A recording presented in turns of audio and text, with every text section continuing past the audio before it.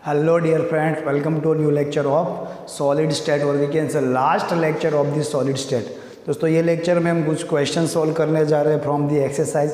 उससे similar question किस तरह से हो सकते हैं उसके बारे में बात होगी और कुछ एडिशनल टॉपिक जो पहले डिसाइड किया था हमको यही इसी वीडियो में ऐड कर दूँ, बट आई थिंक वो फिजिकली करेंगे तभी आपके लिए ज़्यादा हेल्पफुल होगा। फिजिकली हो नहीं सकता, अभी आप स्कूल पे आ नहीं सकते, बट हमारे पास दोस्तों एक रास्ता है, that is doubt solution lecture zoom session. So next zoom session में दोस्तों फ्रॉम दी सॉलिड स्टेट एक दो एडिशनल थियरी, पूरी थियरी तो हमको पढ़नी नहीं है, वहाँ से जितना हमारे लिए हेल्पफुल होगा फॉर दी कॉम्पिटिटिव एग्जाम उतना ऐड करेंगे। सो दोस्तों next zoom session is compulsory to all of you, सबको कंपलसरी ज्वाइन होना है, ठीक है।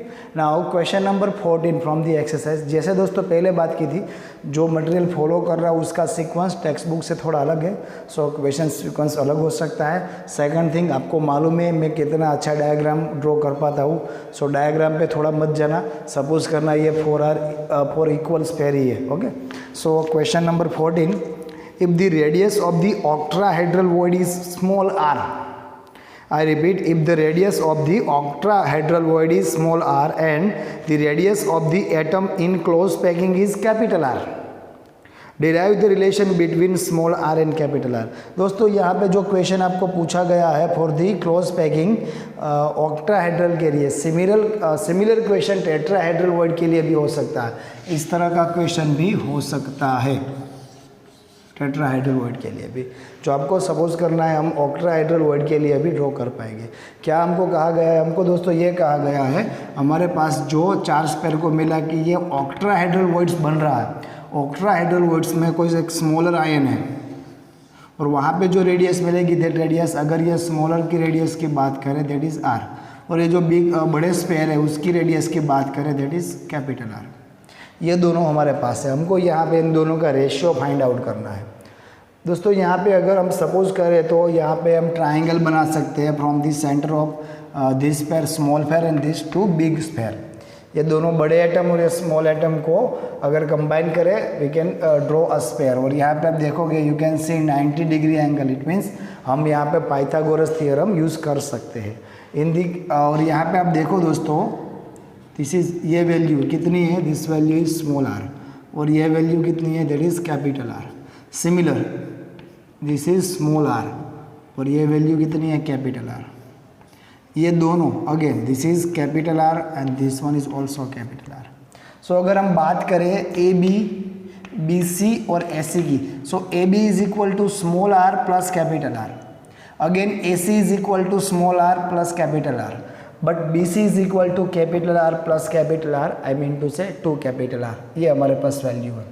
अगर यहाँ पे पाइथागोरस थ्योरम यूज करें then we can write B C square is equal to A C square plus A B square, A C square plus A B square. You can clear C A B square is equal to capital small R plus capital R, small R plus capital R, but उसका square plus again small R plus capital R, again square. यहाँ पे क्या लिख सकते हैं, what about B C square R plus R, 2r square.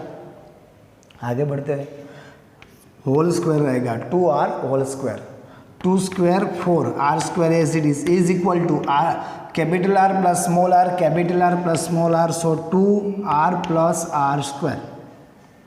अभी मैं क्या कर रहा हूँ दोस्तों, दोनों साइड अंडर रूट ले रहा हूँ। Under root 4 is equal to 2, under root R square is equal to R, ये तो आपको मालूम ही होगा। आर स्क्वायर इन दोनों को कैंसिल करो देना, R square is equal to R, 2 is equal to under root 2, under root R plus R square is equal to R plus R. चलो इतना हो गया।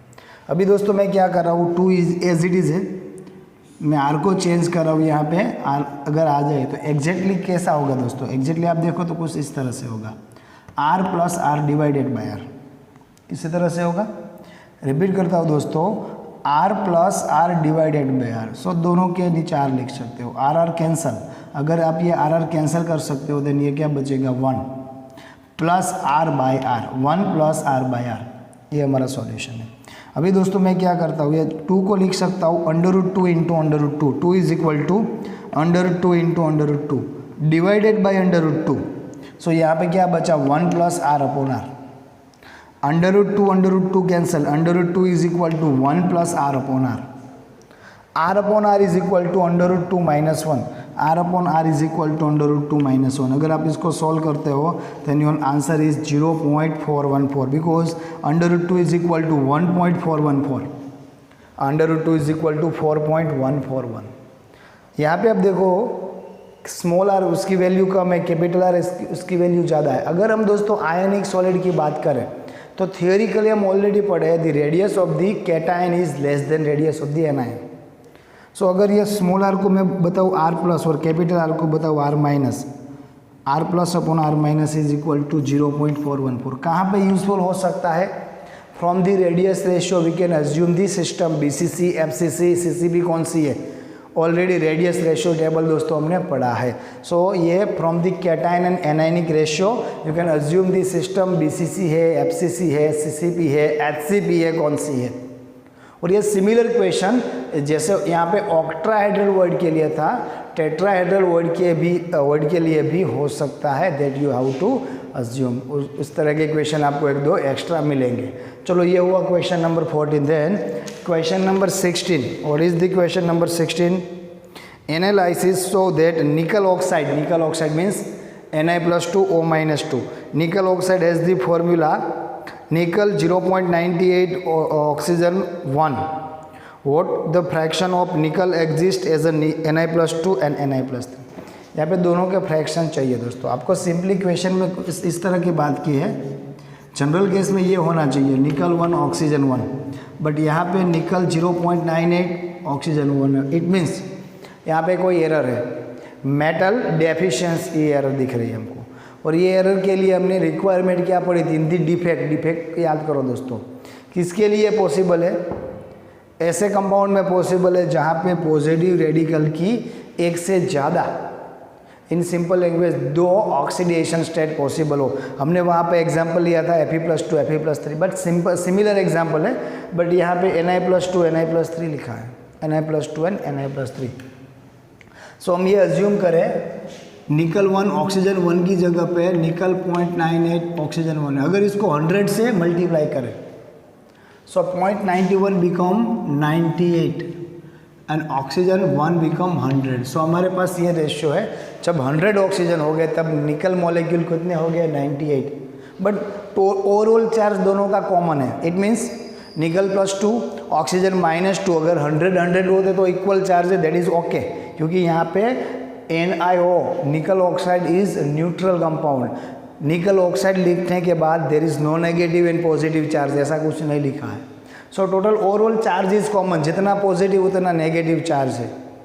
इट मीन्स यहाँ पे जितने निकल +2 निकले हैं उसके अकॉर्डिंग निकल +3 ऐड हुए हैं, दैट्स वाई कुछ वैकेंसी ऑफ द निकल +2 इज देयर। सो जितने Na+2 है और जितने Na+3 उसका फ्रैक्शन फाइंड आउट करना है, बट उसके लिए हमको यहाँ पे एग्जैक्टली 98 टोटल 98 में कितने निकल +2 है और कितने निकल +3 है वो फाइंड आउट करना पड़ेगा। निकल +2 कितने हैं और निकल +3 कितने हैं। सो फॉर देट मैं क्या कर रहा हूँ, मैं अज्यूम कर रहा हूँ let the number of oxygen is 100। ये 100 नहीं, एक्चुअली हमने निकल NiO 0.98O1 को 100 से मल्टीप्लाई किया। जब ऑक्सीजन एटम 100 हो गए तब निकल एटम कितने हो गए? तब निकल एटम हो गए 98। Let the number of oxygen 100, number of निकल एटम इज 98। अभी ये 98 निकल के अंदर ज़्यादातर केस में जो मेजोरिटी है दैट मेजोरिटी इज निकल +2। अगर वहाँ पे मेजोरिटी निकल +3 की होती तो पॉजिटिव चार्ज ज़्यादा होता, बट यहाँ पे इक्वल है। इट मीन्स निकल +2 की मेजोरिटी ज़्यादा है। सो हम ये अज्यूम करते हैं, let us suppose nickel +2 is equal to x। Total 98 है, 98 के अंदर निकल +2 कितने हैं? x। इफ निकल +2 is x then nickel +3 is equal to 98 - x। Overall charge अगर यहाँ पे 100 होते तो वी कैन सी +2 - 2 होता। फिर इसको अगर 100 से मल्टीप्लाई करते तो 200 होता।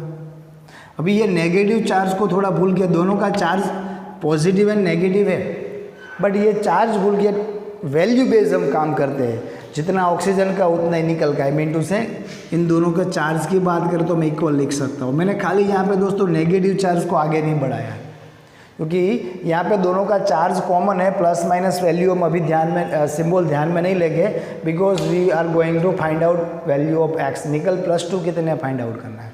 सो यहाँ पे दोस्तों ऑक्सीजन का जितना भी चार्ज है वो 100 में, ऑक्सीजन का जितना भी चार्ज है 100 इंटू -2 एक्चुअली, बट हम यहाँ पे 2 लिख रहे हैं, इज इक्वल टू, यहाँ पे दोस्तों हमारे पास दो तरह के निकल है, निकल +2 भी है और निकल +3 भी है।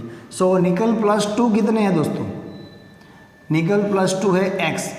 सो x into +2 charge, x into 2 is equal to 2x, plus repeat कर रहा हूँ दोस्तों, निकल +2 कितने हैं x, उसका चार्ज क्या है 2, 2 into x is equal to 2x, plus nickel 3 कितने हैं 98 minus X. So 98 minus X into उसका चार्ज क्या है 3, 98 माइनस एक्स इंटू 3। ये दोनों का सम क्या होगा 2 इंटू 100 जितना ही होगा। अभी 2 into 100 is equal to 200, 98 into 3 is equal to 294, 98 into 3 is equal to 294, minus 3 into x is equal to 3x। But किस तरह के 3x हो गए, यहाँ पे माइनस सिंबल है, -3x। सो 294 minus 3x plus 2x, -3x plus 2x क्या होगा, प्लस x होगा। So 294 plus x is equal to 200। अगर x को फाइंड आउट करना है दोस्तों तो क्या करूँगा मैं यहाँ पे, if I want to find out the value of x, negative value तो चाहिए नहीं। अगर यहाँ पे x वैल्यू फाइंड आउट करनी है तो ये होगा दोस्तों x is equal to 294 minus 200 is equal to 94। Sir आपने कुछ गलती की है, यहाँ पे प्लस x को सामने लेके जाओ वो होगा -x, 200 को इधर लेके आओ वो होगा -200, और उसके साथ जो हमको आंसर मिलेगा that answer is x is equal to 294 minus x is equal to 294 minus 200। अभी दोस्तों वैल्यू माइनस लिखो या प्लस लिखो, उसका सिंबल x का doesn't matter, we are going to find out number of x। इसलिए दोस्तों यहाँ पे मैथमेटिकल कन्फ्यूजन नहीं होना चाहिए। Okay, actually -x is equal to 294 minus 200, but minus value यहाँ पे मैटर नहीं करती। So x is equal to 294 minus 200 is equal to 94। So out of 98 nickel, out of 98 निकल 94 इज Ni+2। अगर दोस्तों 94 Ni+2 है, आई रिपीट 94 Ni+2 है, it means 4 कितने को कैसे हो गए Ni+4 हो गए, टोटल 98 है ना। If x is equal to 94 then 98 minus x, so 98 minus 94 is equal to 4। आपको पता चला Ni+3 हो गए 4, Ni+2 हो गए is equal to Ni+2 94। Now fraction of Ni+2। दोस्तों मैंने फ्रैक्शन की जगह पे यहाँ पे परसेंटेज फाइंड आउट कर दिए, percentage of Ni+2। Simple language में हम ये कह सकते हैं, जब टोटल नंबर ऑफ 98 हो गए, टोटल नंबर ऑफ 98 हो गए उसको बोलेंगे 100%। So what about 94, if 98 then 100% then 94 is equal to 94 into 100 divided by 98, 94 into 100 divided by 98, that is lump sum 96%। अगर दोस्तों percentage of nickel +2 is 96%, then what about Ni+3। Sir अगर ये 96% हुए, लमसम 96% हुए, then we can say percentage of, फिर से यहाँ पे percentage of Ni+3 is lump sum 4। ये आपको मालूम होना चाहिए। This is all about percentage, but question में एक्चुअली फ्रैक्शन क्या रखा है, fraction of the Ni+2 and fraction of the Ni+3। Fraction हमेशा टोटल फ्रैक्शन कितना होता है 1 होता है, मोल फ्रैक्शन हो या फिर वेट फ्रैक्शन हो या फिर यहाँ पे परसेंटेज फ्रैक्शन हो।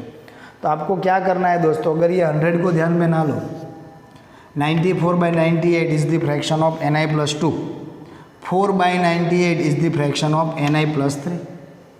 सो ये फ्रैक्शन वाला पोर्शन खुद से करना है। Fraction of Ni+2 is equal to 94 is the number of Ni+2 divided by 98 is the number of total number of nickel. So 94/98 से आपको Ni+2 फ्रैक्शन मिलेगा और 4/98 से आपको Ni+3 फ्रैक्शन मिलेगा, या फिर किसी एक का फ्रैक्शन काउंट करके 1 में से उसको सब्सट्रैक्ट कर दो तो सेकंड आयन का भी फ्रैक्शन मिल जाएगा। सो आप इतना इसमें आपको खुद से काम करना है about the fraction. Now question number 25, again one of important question from the exercise. Question number 25 is, if NaCl is doped with 10 raised to minus 3 mole percentage of this strontium chloride, what is the concentration of cation vacancy? दोस्तों हमारे पास NaCl है। NaCl crystal के अंदर हम क्या कर रहे हैं? डोपिंग कर रहे हैं। किसका डोपिंग कर रहे हैं? स्ट्रोंशियम क्लोराइड का। कितना डोपिंग कर रहे हैं? जितने भी मोल्स ऑफ NaCl है, सपोज वी हैव NaCl के जितने भी मोल है वो टोटल मोल के 10 raised to minus 3 mole of strontium chloride add कर रहे हैं। तो कैटाइनिक वैकेंसी कितनी होगी?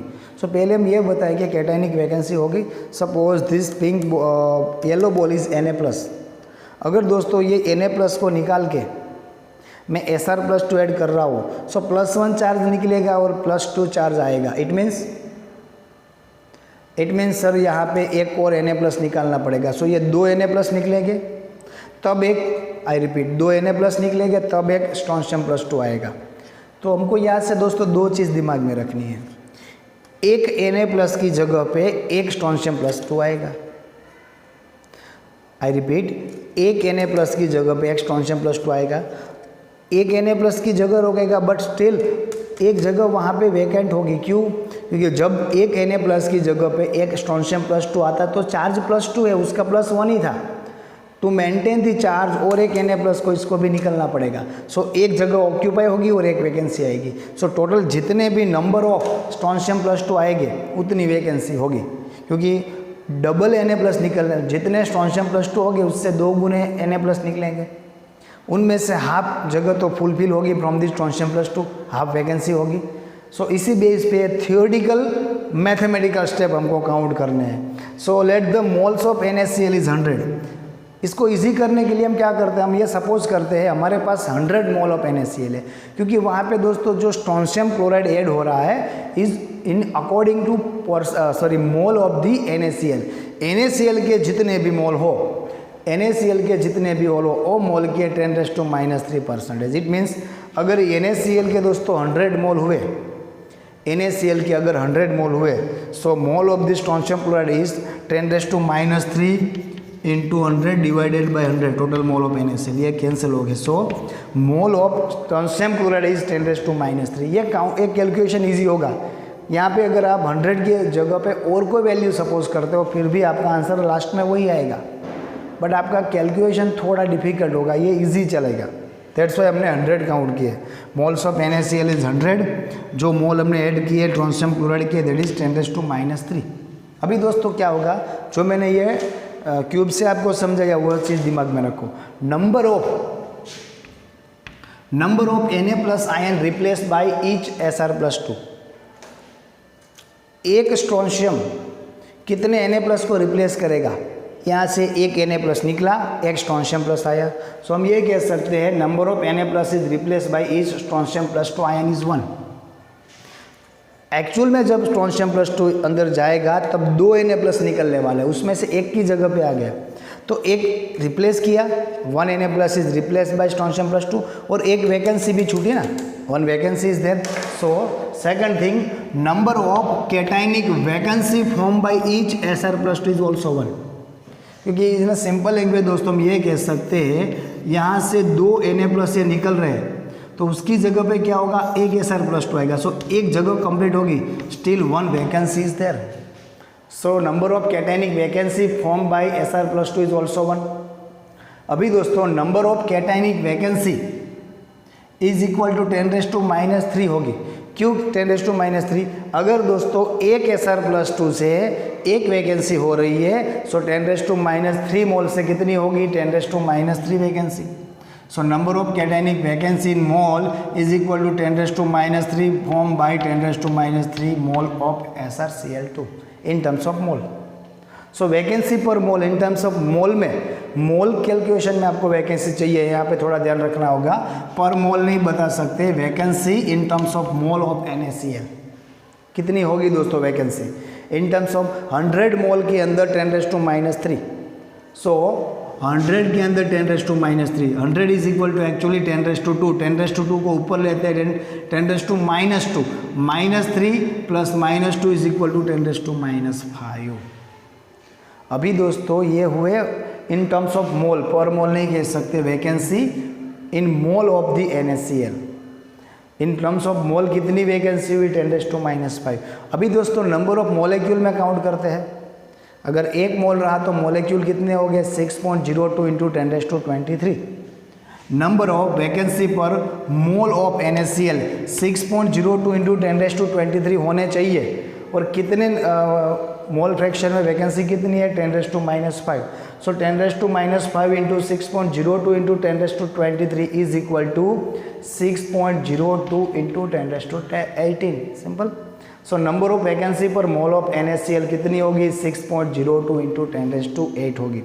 फिर से दोस्तों क्या किया हमने, पहले हमने सपोज किया मोल ऑफ NaCl दैट इज़ 100, उससे हमको पता चला मोल ऑफ स्ट्रोंशियम क्लोराइड 10⁻³ फिर हमने देखा अगर एक स्ट्रोंशियम +2 ऐड होता है तो एक Na+ की जगह कवर करेगा, बट एक्चुअल में 2 Na+ रिमूव हो गए, सो एक जगह वैकेंट होगी। इन टर्म्स ऑफ मोल अगर 10⁻³ मोल स्ट्रोंशियम क्लोराइड ऐड करेंगे सो 10⁻³ वैकेंसी होगी।